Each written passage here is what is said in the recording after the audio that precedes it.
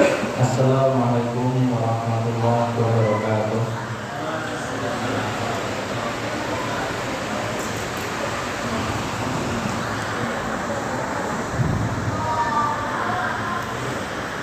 Alhamdulillah, wassalatu wassalamu ala Rasulillah wa ala alihi wa man walah. Asyhadu an la ilaha illallah wahdahu la syarika lah wa asyhadu anna Muhammadan abduhu wa rasuluhu la nabiyya ba'da. Amma ba'da, melanjutkan pembahasan kita membahas tentang kitab Syarah Aqidah Tahawiyah karya Ibnu Abil Ais Al-Hanafi rahimahullah. Langsung saja saya bacakan. Wa min asbabis syirki ibadatul kawakib. Dan di antara sebab-sebab kesyirikan adalah menyembah bintang-bintang. Jadi materi yang kita kaji ini sampai di pembahasan tentang masalah uluhiyah.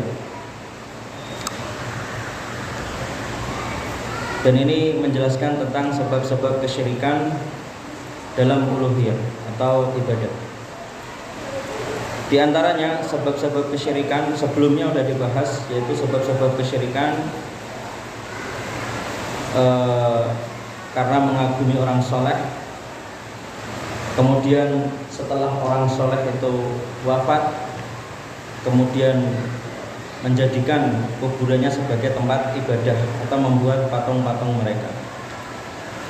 Sekarang ini sebab-sebab kesyirikan yaitu karena mengagumi bintang-bintang, mengagumi perbintangan.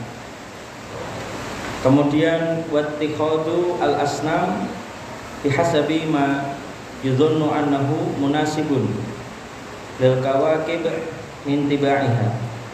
Kemudian lalu menjadikannya sebagai berhala sesuai menurut yang mereka kira. Kalau menurut mereka itu munasib, sesuai munasib untuk disembah, maka mereka jadikan bintang-bintang itu sebagai sesembahan lil kawakib. Mereka jadikan bintang-bintang itu sesembahan min tibaiha, karena menurut mereka melihat menurut sifat-sifat bintang-bintang tersebut, karakter bintang-bintang tersebut. Intinya sebab kesyirikan yang pertama ini yang di sini dijelaskan karena mereka mengagumi bintang-bintang dari sifat-sifat bintang-bintang. Kemudian mereka menjadikannya berhala menuruti praduga mereka. Wasyirku kaum Ibrahim alaihissalam, dan kesyirikan yang terjadi di kaum Nabi Ibrahim alaihissalam, kana fi ma yuqal min hadzal bab, sebagaimana yang diceritakan juga dalam bab ini. Sama kesyirikan mereka juga dalam bab ini, yaitu karena mengagumi bintang-bintang, kemudian menyembahnya, menjadikannya sebagai berhala-berhala. Wa kadzalika syirku bil malaikah wal jin.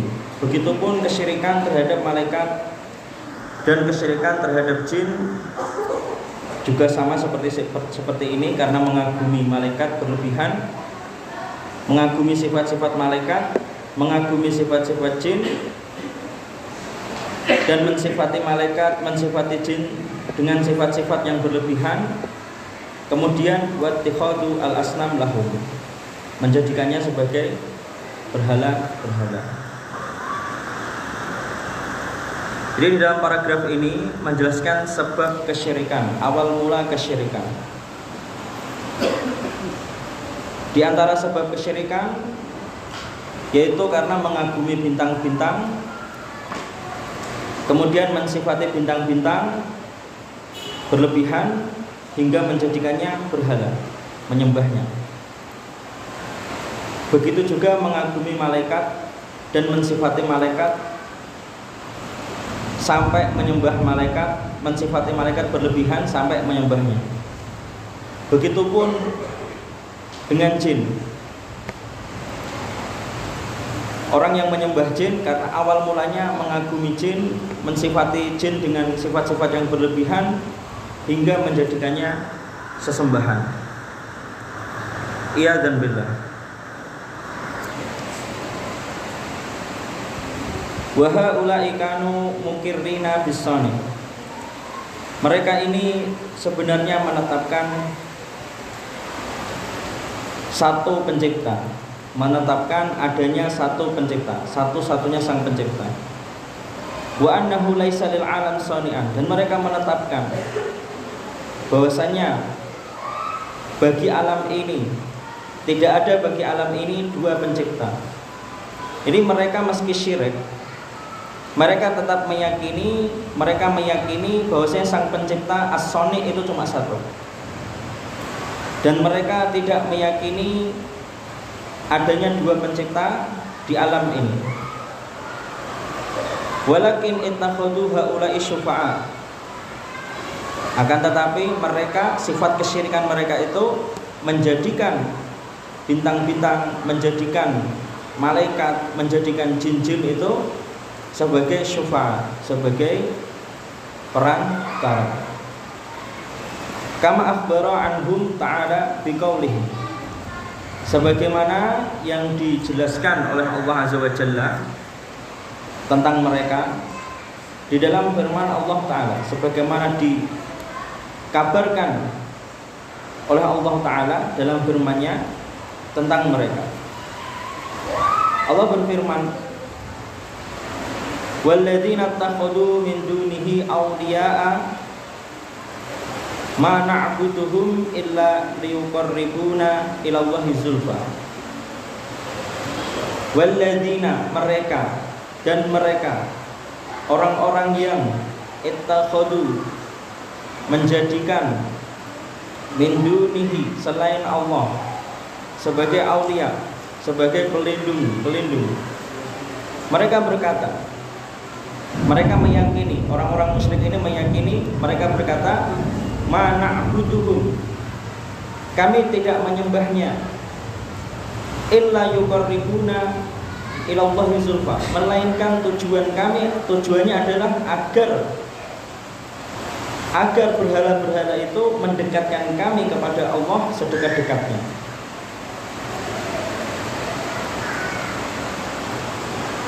Ya, ayat ini menjelaskan bagaimana sifat kesyirikan. Jadi seperti realita zaman sekarang, orang-orang menjadikan orang-orang soleh yang sudah meninggal, mereka dijadikan sebagai pelindung, aulia, dan mereka mengakui kami tidak menyembah mereka, akan tetapi tujuan kami hanyalah apa? Agar orang-orang soleh ini yang sudah meninggal mendekatkan kami kepada Allah sedekat-dekatnya. Ya, ini seperti realita sering kita temui. Mereka berkata, bupati saja kalau mau bertemu bupati harus melalui ajudannya terlebih dahulu. Mau bertemu presiden harus lewat mungkin sekretarisnya terlebih dahulu atau ajudannya terlebih dahulu. Apalagi kalau dengan Allah. Mereka beralasan seperti itu, sering, hampir persis seperti ini. Ya dan billah. Ayat ini juga menjelaskan tentang sebab-sebab kesyirikan. Ayat ini menjelaskan sebab-sebab kesyirikan dari zaman dulu dan zaman sekarang juga sama, hampir sama persis kan itu. Wa qala ta'ala, dan Allah Subhanahu wa taala juga berfirman,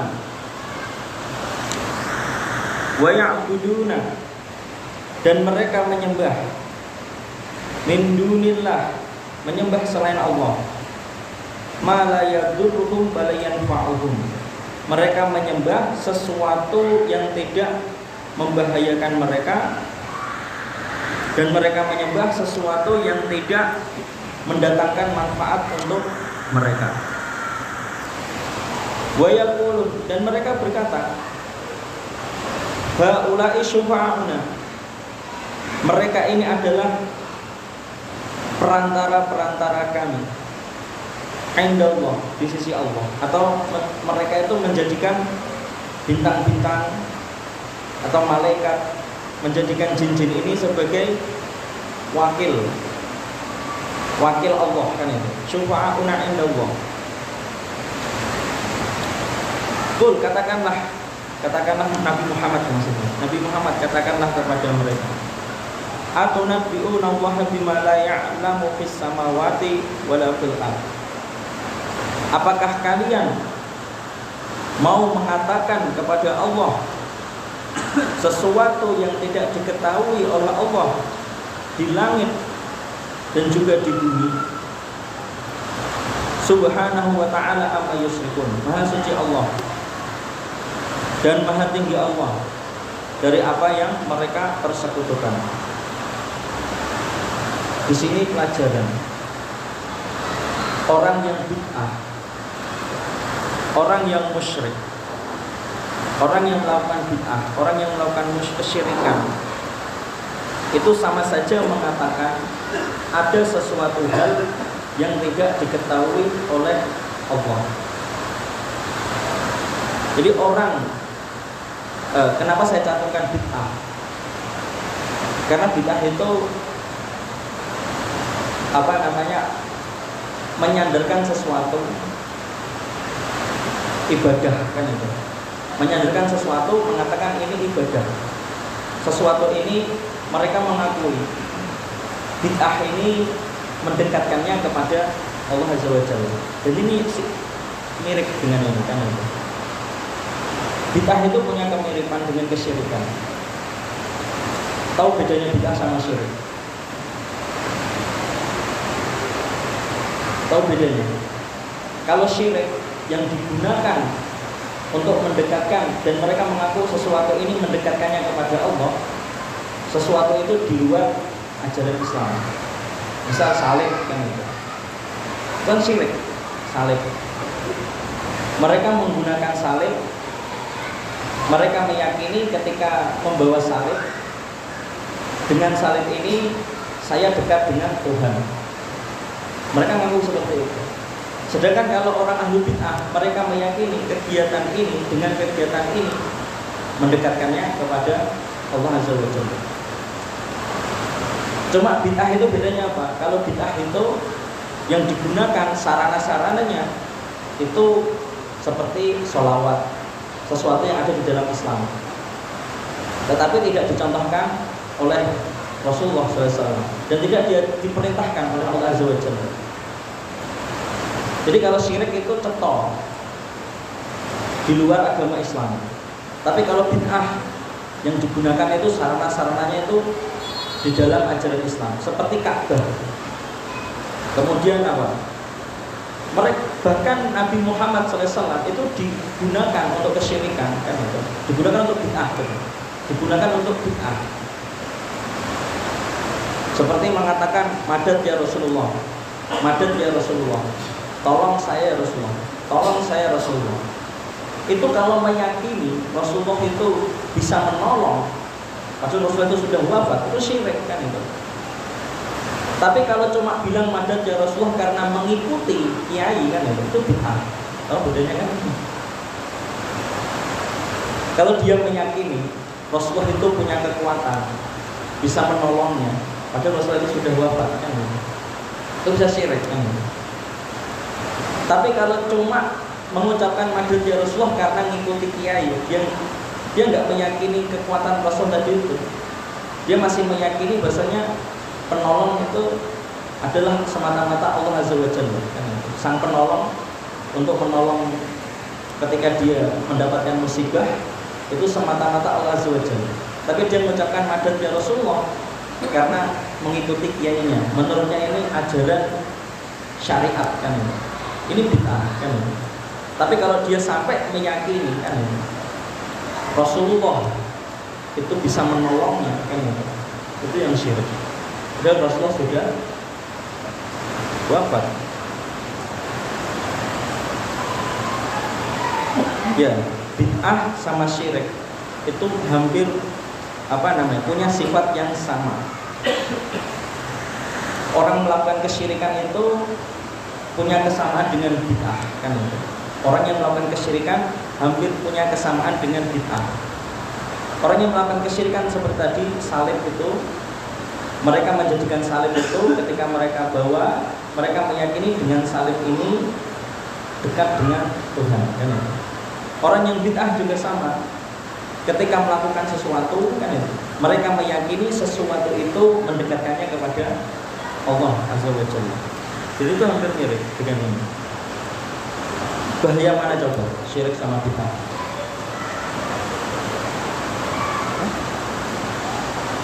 Bahaya mana? Syirik sama bid'ah bahaya mana? Hah? Bahaya syirik. Kalau bid'ah kalau syirik jelas bid'ah. Kalau syirik kan bisa mengatakan bahaya mana Ustaz? Bahaya syirik. Bahaya mana? Syirik itu betul bahaya. Syirik itu betul bahaya. Bid'ah itu juga bahaya. Tapi kalau kita lihat dampaknya, kan, orang Islam ketika melihat kesyirikan itu lebih mudah menghindari kesyirikan daripada menghindari bid'ah. Orang bawa salib, kan? Orang Islam ketika melihat orang bawa salib itu tahu itu syirik, kan? Tapi ketika orang Islam meyakini bid'ah atau melakukan sebuah bid'ah, ketika jatuh dalam kesyirikan di dalam bid'ah itu, mereka nggak sadar dan mereka meyakini itu ajaran Islam, kan?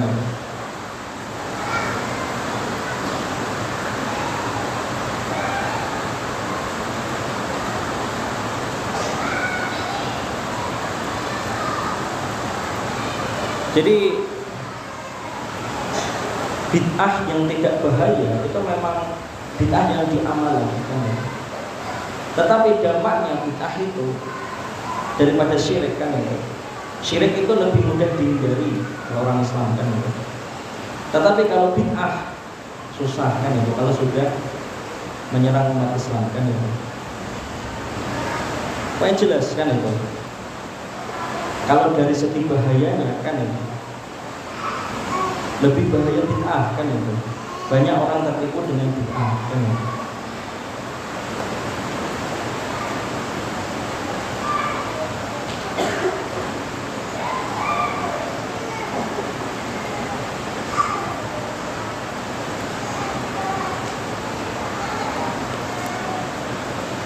Wa kadzalika kana halul umamis salifah al-musyrikin.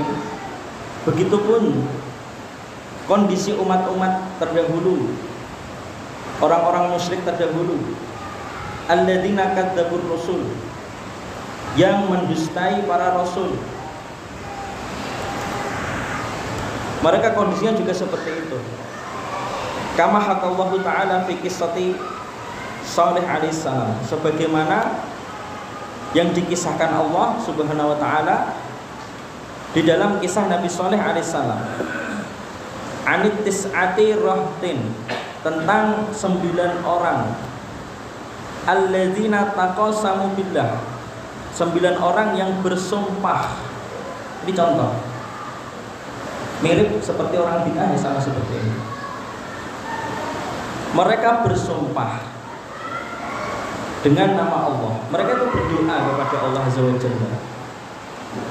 Ini kalau realitas sekarang, mereka itu sholat kan itu. Tapi mereka apa? Tahalafu, mereka bersumpah. Bersumpah kepada Allah untuk apa? Lanubiyatan nahu wa ahlan. Bersumpah akan menyerang nabi mereka dan membunuh, menyerang juga keluarga-keluarga nabi mereka. Fahaula'il mufsidun. Mereka itulah orang-orang yang rusak. Al-musyrikun, mereka itu orang-orang musyrik. Tahalafu billah, mereka bersumpah kepada Allah inda qatli nabiyihim wa ahli, ketika mereka mau membunuh nabi mereka dan keluarganya. Wa hadza yubayyinu annahum kanu mu'minina billah. Inilah yang menjelaskan bahwasanya kondisi orang musyrik terdahulu, mereka itu sebenarnya beriman kepada Allah, tetapi iman mereka itu imannya orang-orang musyrik. Ya, ini contoh seperti ini. Orang ini beribadah kepada Allah, tetapi mereka melakukan bid'ah, kan itu. Bid'ahnya membunuh, bersumpah kepada Allah. Ibadah, mereka mengaku ini seperti ibadah, kan itu. Membunuh nabi itu anggapan mereka ibadah, kan itu. Bid'ah yang saya maksudkan berbahaya itu bid'ah yang menjatuhkan pada kesyirikan, kan? Jadi ada syirik yang cetha itu, ada syirik yang cetha, kan? Ada bid'ah yang menjatuhkan kepada kesyirikan, kan? Sifat yang mirip seperti ini, kan? Mereka mengaku beribadah kepada Allah, mendekatkan diri kepada Allah, tapi sebenarnya itu perbuatan syirik, kan? Contohnya seperti ini, membunuh nabi, kan itu. Bersumpah kepada Allah membunuh nabi, atau mereka meyakini ketika membunuh nabi itu menurut mereka adalah ini jalan Allah Azza wa Jalla, kan? Dan ini sama seperti realita sekarang. Kalau yang paling jelas realitas sekarang meyakini membunuh orang Islam sebagai bagian ketaatan, itu orang Syiah, kan? Ya enggak? Orang Syiah bunuh Ahlus Sunnah itu bagi mereka itu menurut mereka itu taat kepada Allah, mendekatkan diri pada Allah. Menurut mereka itu taat kepada ulama-ulamanya. Orang Syiah ketika membunuh Ahlus Sunnah, membunuhi ulama-ulama Ahlus Sunnah, menurutnya itu ya mereka mendekatkan diri kepada Allah, taat kepada Allah, taat kepada ulama-ulama mereka, kan? Contoh yang lain realitanya seperti siapa? Orang-orang Khawarij, kan itu. Orang-orang Khawarij, kan itu. Sejak dari zaman sahabat, kan itu. Syiah juga sama, sejak dari zaman sahabat, kan itu. Mereka bersumpah demi Allah, mereka sholat, kan itu. Mereka membunuh sahabat, membunuh ulama-ulama, kan itu. Mereka meyakini itu mendekatkan diri kepada Allah Azza wa Jalla. Contohnya bid'ah syirik, kan itu bid'ah, kan itu. Tapi bid'ahnya menjatuhkan ke kesyirikan, kan itu. Dan itu yang saya maksud bid'ah yang lebih bahaya dari kesyirikan. Zaman sekarang orang Syiah itu lebih bahaya daripada orang-orang Nasrani, kan? Mereka dampaknya besar sekali loh. Sering perang dengan Ahlus Sunnah. Mereka nggak segan-segan untuk membunuh Ahlus Sunnah kalau sudah perang, kan itu. Syiah ini, kan? Ya dan benar.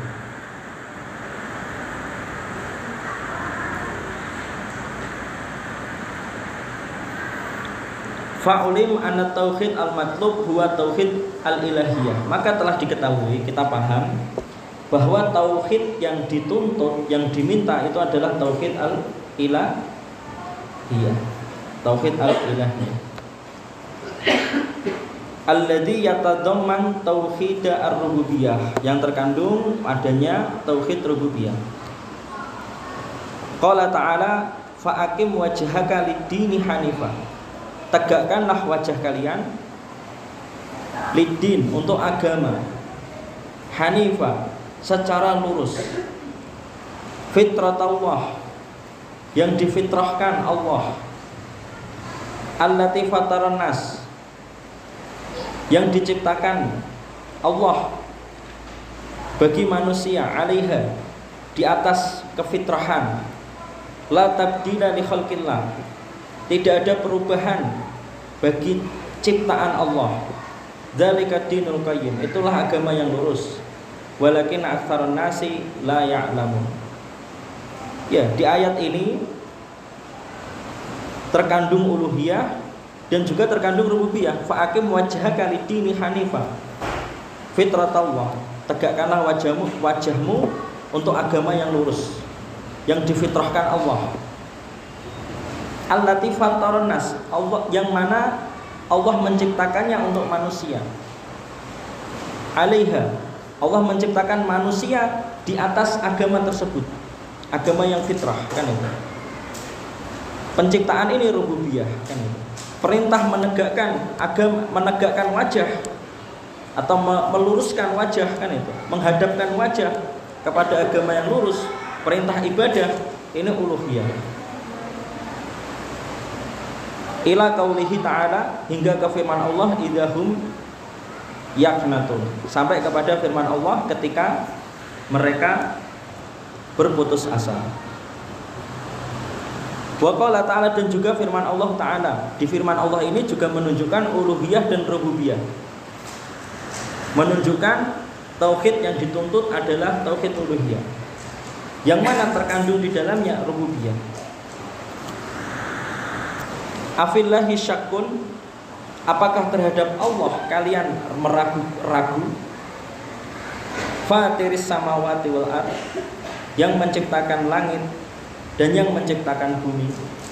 Afillah, apakah terhadap Allah? Ketika kita menetapkan Allah, itu uluhiyah. Uluhiyah itu diambil atau satu kata, kan itu, al-ilah, yang berhak disembah. Afillah, kan itu, Allah. Jadi ketika kita menetapkan Allah, itu terkandung di dalamnya tauhid al-uluhiyah. Afillahi syakkun, apakah terhadap Allah yang berhak disembah kalian ragu? Fatiris samawati wal ard, yang menciptakan langit, ini rububiyah. Jadi dari ayat ini, firman Allah ini di surat Ar-Rum dan surat Ibrahim ini menegaskan, menjelaskan bahwasanya tauhid yang ghoyah kita itu tauhid uluhiyah, yang mana ketika kita menetapkan ibadah, otomatis kita juga menetapkan rububiyah. Bukan seperti tauhidnya orang-orang sufi, nanti dibahas setelahnya kita.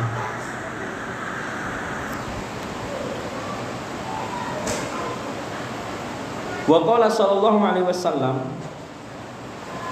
dan Nabi sallallahu alaihi wasallam bersabda, kullu mauludin yuladu ala fitrah, setiap anak yang dilahirkan itu terlahir di atas fitrah. Fitrah tadi, agama yang lurus, yang mana Allah menciptakan manusia di atas agama yang lurus itu, kan itu. Fa'abawahu yuhawidanihi, lalu kedua orang tuanya lah yang membuatnya menjadi Yahudi. Au Yunas Sironihi, atau kedua orang tuanya lah yang membuatnya menjadi Nasrani. Au Yumajisanihi, atau kedua orang tuanya lah yang membuatnya menjadi Majusi. Wala yuqal inna ma'nahu yuladu sadijan, dan tidak pas atau tidak tepat kalau dikatakan bahwa maknanya dilahirkan itu lahir polos, la ya'rifu tauhidan wala syirkan, lahir polos, tidak tahu tauhid dan tidak tahu syirik.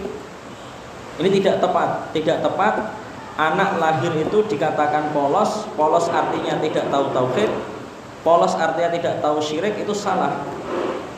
Karena yang benar apa? Anak itu lahir, dilahirkan namanya polos, yang kita yakini polos itu terlahir di atas agama yang lurus, kan itu. Jadi tidak seperti yang dikatakan oleh kama qalahu ba'dhum 5 talawna, seperti sebagian orang mereka itu di luar agama Islam, 5 talawna, sebagaimana yang telah kita baca. Wa liqaulihi sallallahu alaihi wasallam fima yarwi an rabbih azza wa jalla, dan juga sebagaimana sabda Rasulullah sallallahu alaihi wasallam fima yarwi an rabbih azza wa jalla, yang diriwayatkan Rasulullah dari Rabbnya azza wa jalla, dari Allah azza wa jalla. Ini hadis qudsi. Allah berfirman, khalaqtu ibadi hunafa'a, aku menciptakan hamba-hambaku lurus-lurus, hunafa'a. Fajtalathum asyayatin, lalu datanglah syaitan kepada mereka, menyesatkan mereka. Al-hadis kan.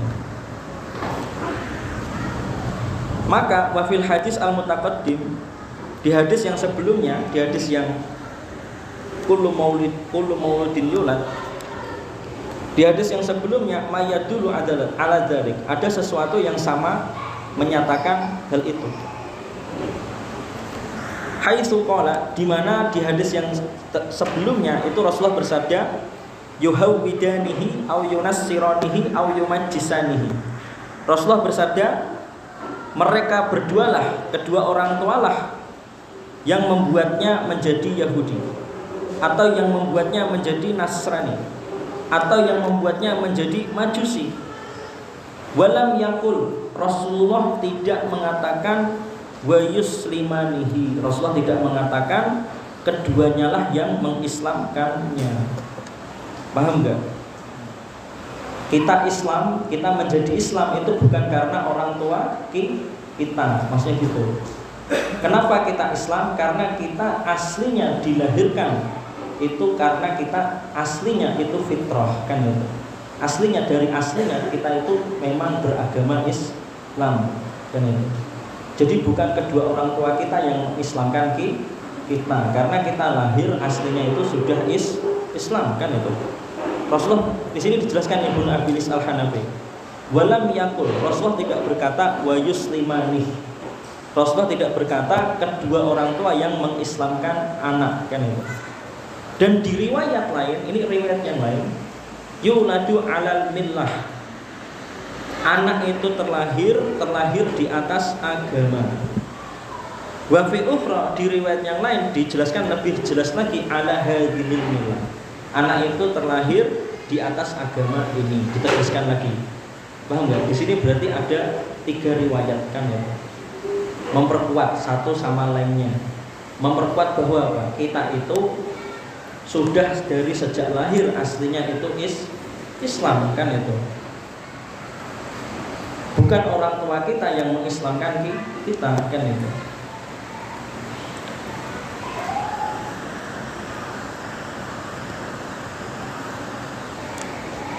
Wahada alladhi akhbara bihi sallallahu alaihi wasallam, dan inilah yang dikabarkan oleh Rasulullah sallallahu alaihi wasallam, yaitu bahwasanya agama kita, agama fitrah kita, yaitu apa? Uluhiyah, beribadah kepada Allah semata.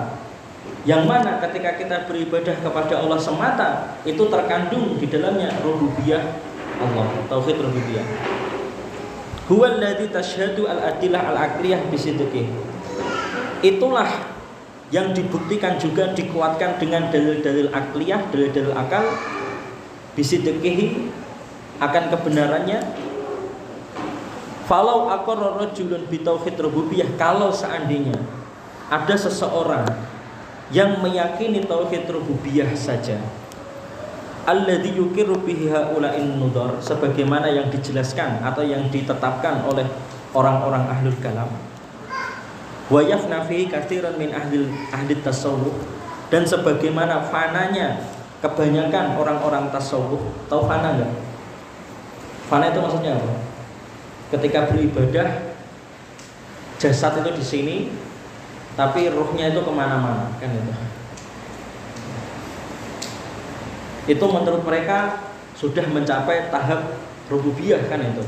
Tauhid yang sebenarnya, kan itu. Jadi kalau seandainya ada seseorang yang bertauhid rububiyah sebagaimana yang dijelaskan oleh ahlul kalam, atau sebagaimana yang dipraktekkan, diyakini oleh orang-orang sufi, yaitu ketika beribadah sampai fana, kan itu. Atau sebagaimana wayaj'alunahu ghayatas salikin, ketika menjadikan rububiyah ini sebagai tujuan paling utama ketika menempuh ajaran, kama dzakarahu sahibu manazilis sa'irin wa ghairuh, sebagaimana yang dijelaskan oleh pemilik kitab Manazil As-Sa'irin dan yang lainnya. Wa huwa ma'adzalik, meski mereka seperti itu atau meski dia seperti itu bertauhid rububiyah, illam ya'budillah, kalau dia tidak menyembah Allah wahdah, tidak menyembah Allah semata, wa yatabarra' min ibadati masiwah, dan dia tidak berlepas dari ibadah selain Allah, karena musyrikan, maka dia tetap menjadi orang yang musyrik. Min jinsi amsalihi minal musyrikin, sama sejenis semisal seperti orang-orang musyrik yang terdahulu, kan itu.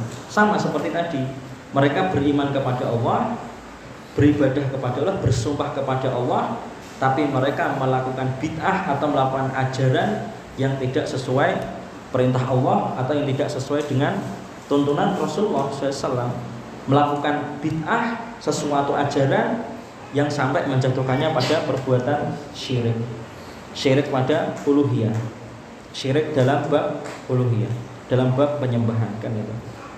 Ya dan billah. Sampai sini ada yang tanyakan?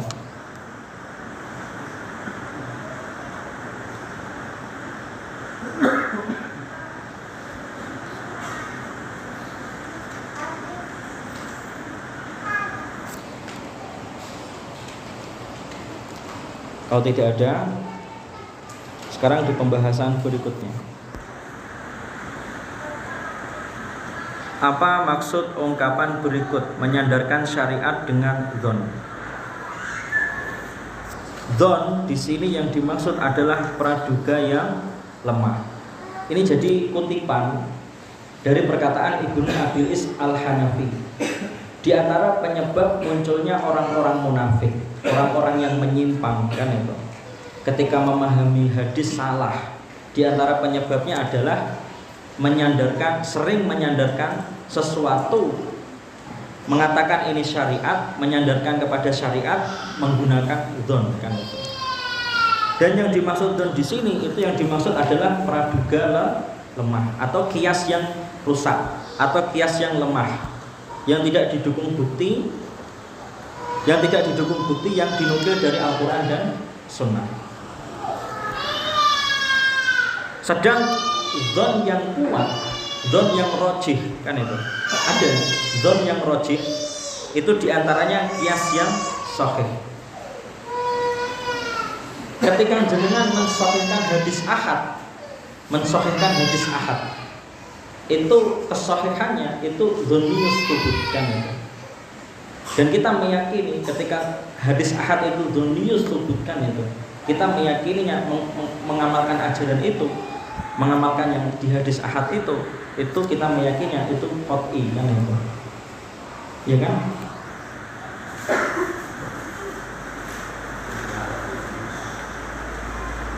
Tetapi kalau ahlul kalam, hadis ahad itu tidak memiliki nilai, kan itu, sampai qat'i, kan itu. Itu kalau ahlul kalam, kan itu. Tapi kalau kita meyakini kalau hadis ahad itu sahih, ketika kita mensahihkannya itu dengan tadi subutnya itu dengan dzoniyus subut, kan itu. Ketika sudah kita mengetahui itu sahih, kan itu, kita mengamalkannya, meyakininya itu qat'i, Allahu a'lam bishawab, kan itu.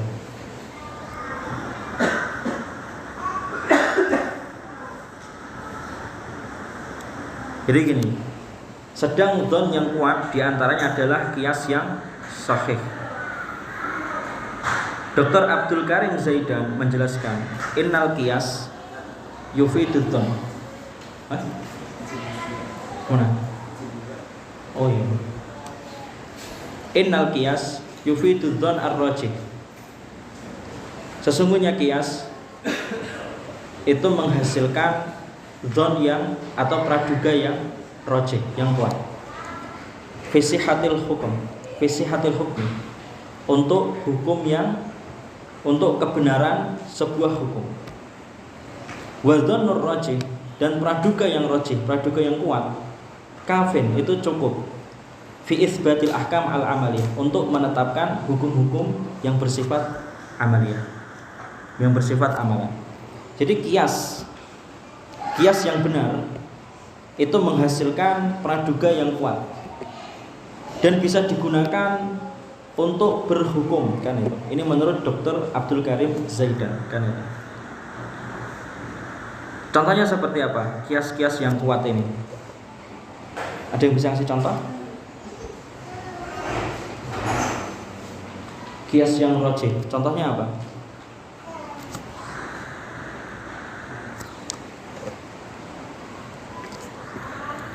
Kias yang kuat, contohnya seperti apa?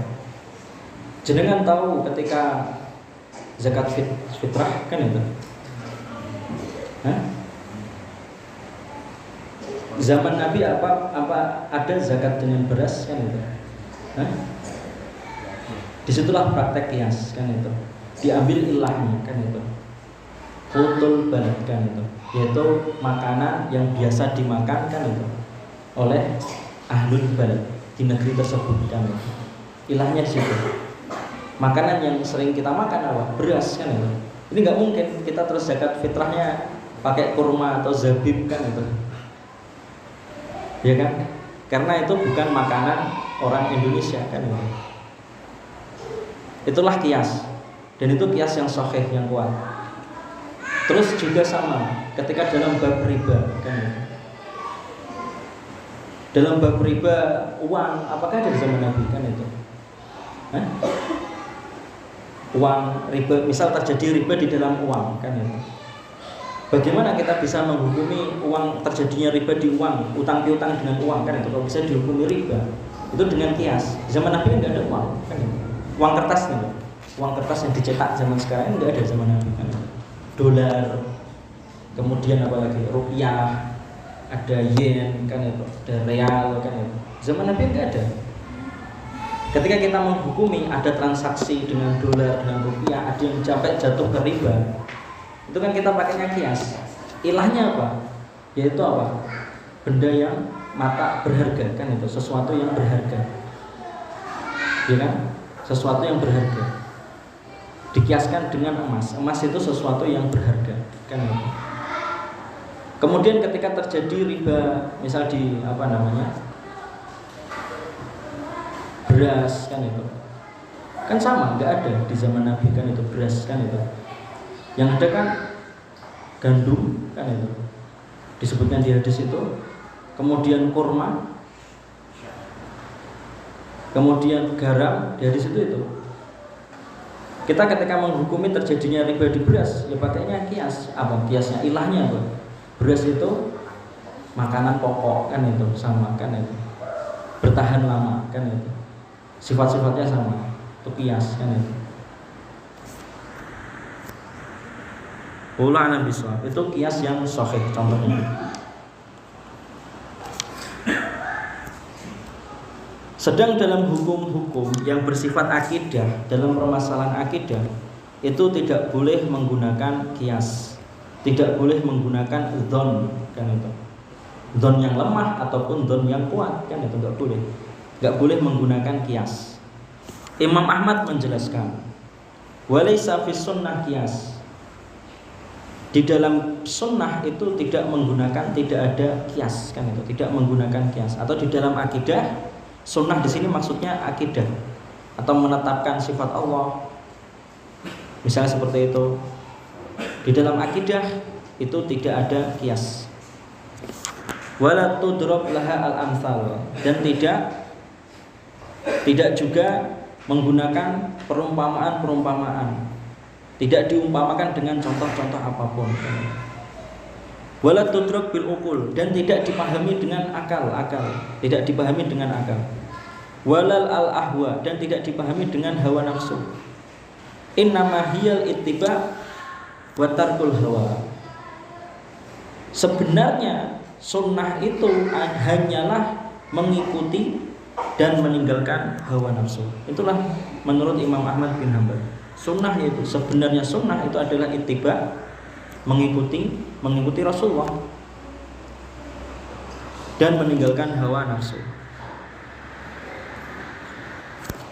Ibnu Abilis Al-Hanafi menjelaskan ini di kitab Syarah Aqidah Tahawiyah.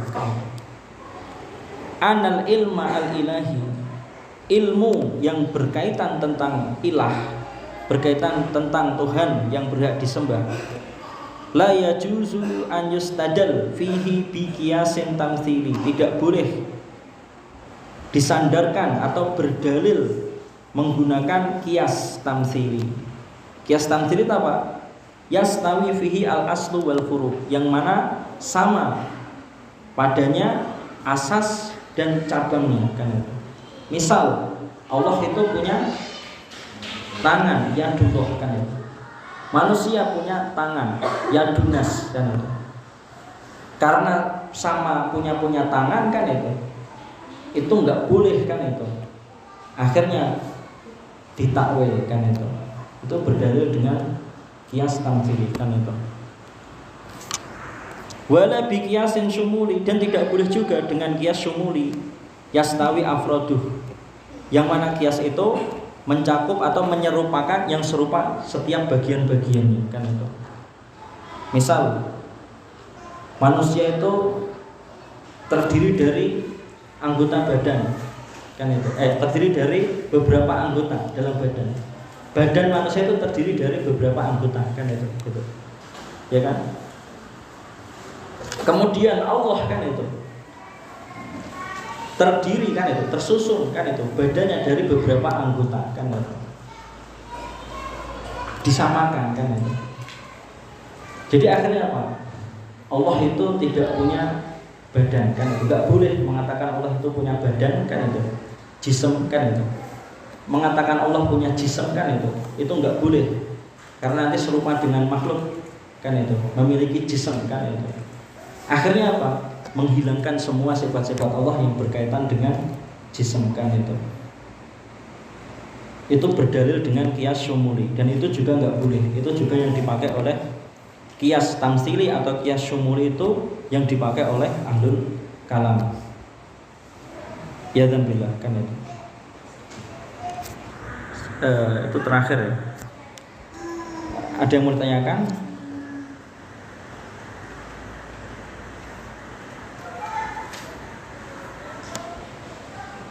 Kias yang rusak. Contoh kias yang rusak belum tadi ya. Kias yang lemah. Satu contoh tentang kias yang rusak ketika iblis yang itu. Kenapa kamu nggak mau sujud sama Nabi Adam? Iblis berdalil dengan kias. Kan itu. Aku diciptakan, Nabi Adam juga diciptakan, sama-sama diciptakan. Tapi aku dari api, kan itu. Nabi Adam dari tanah. Aku lebih mulia. Dia berdalil dengan kias, menggunakan kias, kan itu. Itu contoh kias yang rusak, kias fasid, kan itu. Itu contoh kias yang rusak. Ditanyakan lagi.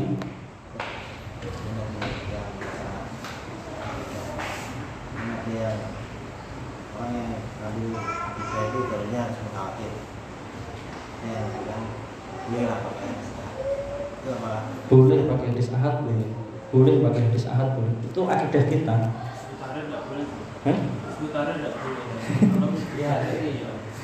Itu mutaakhirin.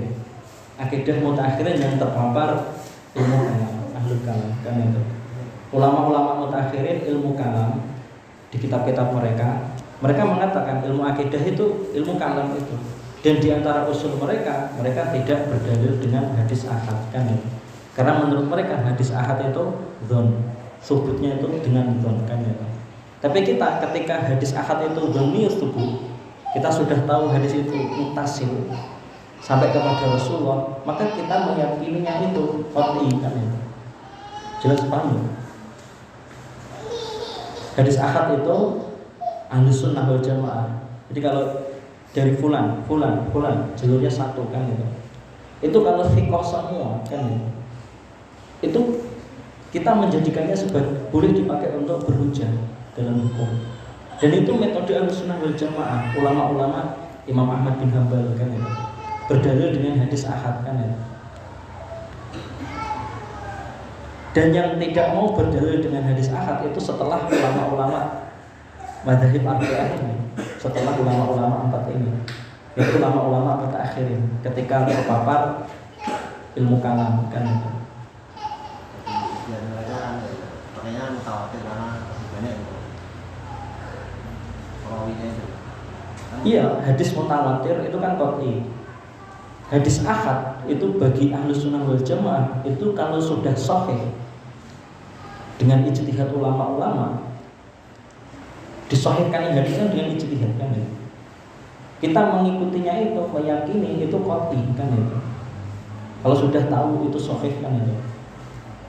Sampai kepada Rasulullah SAW kan itu. Ulul alam bisawab.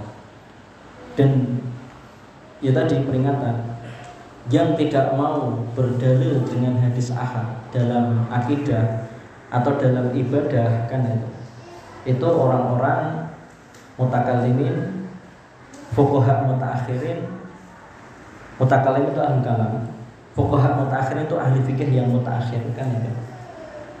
Kemudian ya beberapa Mu'tazilah kan itu.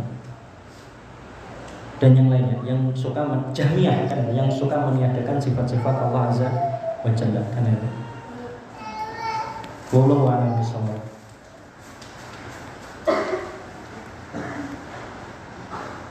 Dan tanya lagi.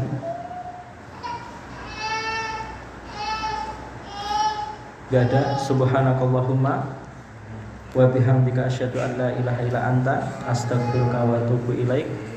Jazakumullah khairan, barakallahu fikum. Wassalamualaikum warahmatullahi wabarakatuh. Waalaikumsalam.